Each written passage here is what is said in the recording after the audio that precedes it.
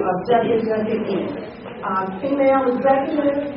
She's initiated a number of things within the organization, and we're just delighted to have her here to speak to us tonight about women, about initiatives, and about success for women. Please come and join us. Thank you.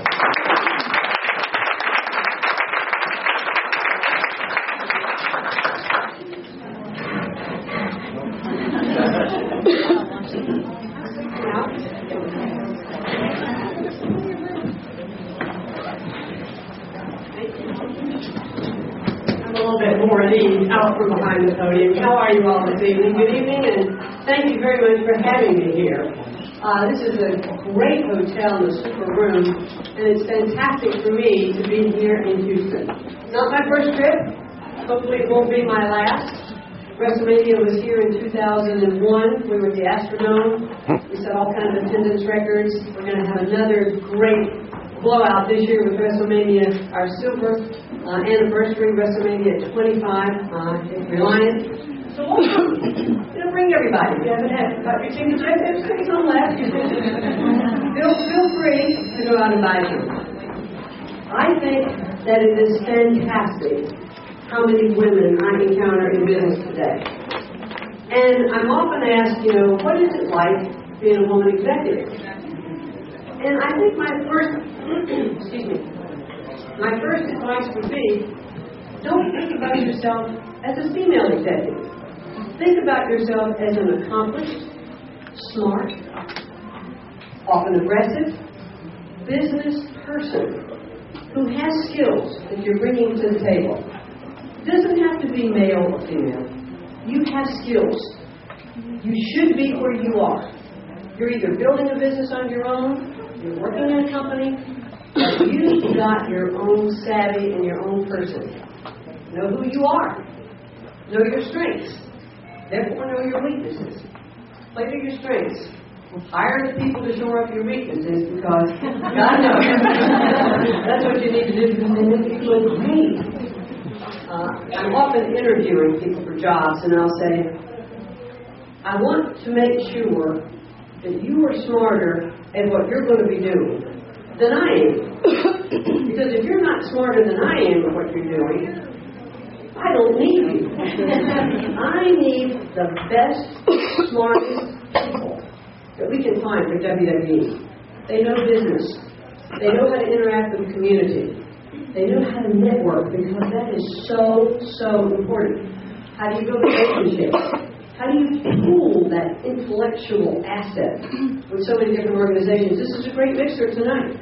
I don't know if many of you knew each other before, but hopefully you'll make acquaintances tonight that you'll help build relationships that can expand your businesses or expand your roles. Now, you couldn't be in a more testosterone-driven business than I am. It doesn't get any more testosterone than that. And it's interesting because I am literally one of the first female executives in this business. And when Vince McMahon, my husband, the chairman of the company, and I bought his father's company in 1982, there were clearly nobody's wife who worked in the business. So I used the name Linda Kelly, so no one would know who I was. And folks would call, and I would say Linda Kelly, and Vince and I had our desks butted up against each other. I said, just a moment, please. Are you in? So today we have about 565 employees. Our corporate headquarters are in Stamford, Connecticut.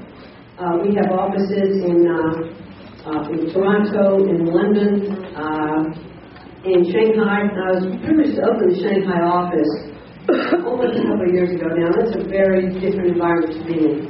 And we just recently, and we have an office in Japan, so offices across the United States. So it's a true American dream, an American success story. We started with our one desk, in our basement. Now, Vince's third generation in this particular business.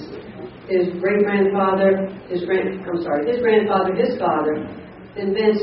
And now our children, I'm very happy to say, also work with us for 4 generations. We have some grandchildren that are here. We've got a little hope for them too. But it was a northeastern regional company, seen on approximately 13 or 14 television stations. So our goal was to make this first a national and then an international company. So we started in 1982. We were really able to take the profits out of one market and invest in the next market. But I'll tell you, we weren't putting a lot of money in our pocket. We were going from market to market to market. And how we built this business was exposing our product on television. And in those days, we had to buy the hour to be on television. So it was almost like an infomercial. We bought the hour, we were able to promote our live events. And live events was really the only source of revenue at that particular time. So we grew the business from live events to merchandise, to publishing, to DVDs, to movies, to music, to publications. And I've had the great privilege along the way to learn so many different businesses. And maybe like some of you who started your own businesses, I started at the top. But that means I also started at the bottom, because there were just two of us at that particular time. So we did everything. And I mean, we did everything from, I actually showed the janitor one time how to clean bathrooms because I didn't think he was doing a very good job. And he quite red-faced left. And the next time it was done the way I wanted it done. So we really, really worked grassroots, market by market by market to build this business. And in 1999, we took our company public, so we are traded on the New York Stock Exchange. So it really, really is a family and American success story, one that I'm very proud of, but it takes a great deal of sweat equity. You know, it's commitment. And someone asked me, what is often the hardest choice that you've made? I'm sure there aren't many women in this room who would say it's life-work balance. It's leaving your children, finding care for them, how you run your household, and have a full-time job and career in which you're competing with men often in your same environment who don't have all the other responsibilities that you have. So go women. I don't know of anybody who's better than us. We have the babies, make sure the home's running well, take care of everybody else, go to work, come home, often make dinner, get groceries on the weekend, make sure the house gets clean, and somehow go to soccer and all those games and make sure you get your mom and all the other stuff. I'll tell you, my hat is off because I think women have the hardest jobs, the most rewarding jobs. And even if you're not in business, if you're a full-time mother and housewife, I'll tell you that is the most demanding job there is.